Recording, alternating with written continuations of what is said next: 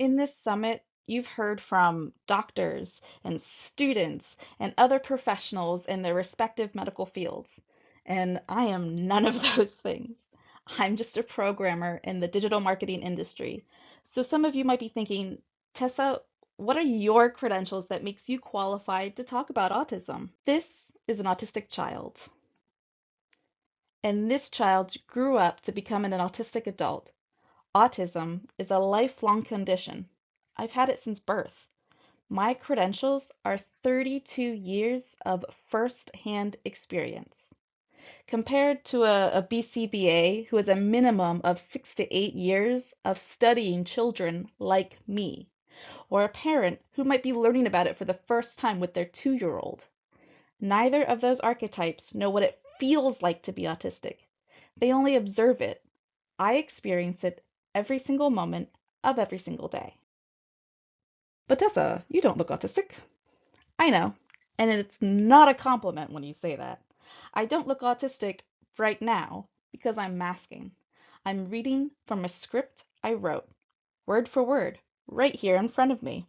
I'm essentially acting like I'm not autistic for your comfort so that I can deliver my message in a way that you'll listen.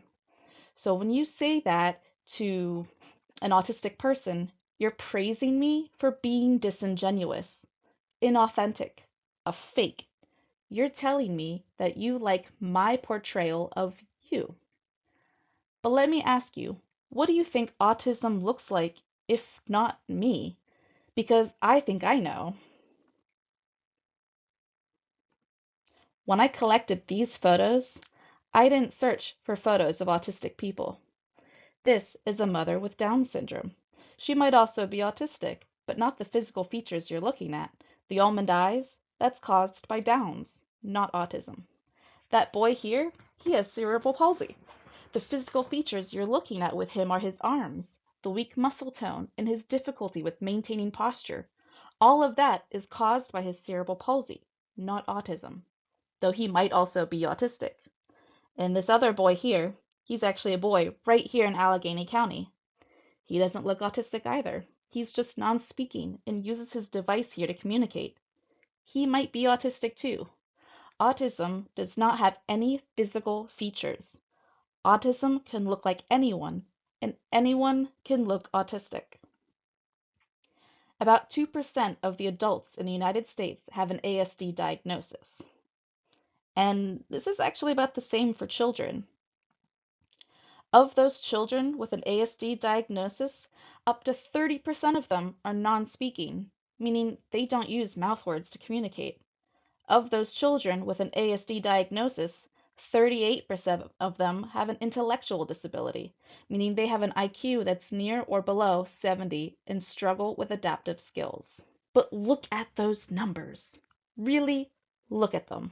This means 70% or more of these autistic children are speaking. More than 60% of these autistic children do not have an intellectual disability. I was one of those autistic kids that's both speaking and without an intellectual disability. Actually, I take that back. I didn't have a diagnosis as a child, and these numbers, which came from the CDC by the way, are only of children with a diagnosis. So when we see that the numbers of those with an autism diagnosis is rising, it's actually because we're getting better at identifying it. So yes, I still look autistic. This is what autism can look like.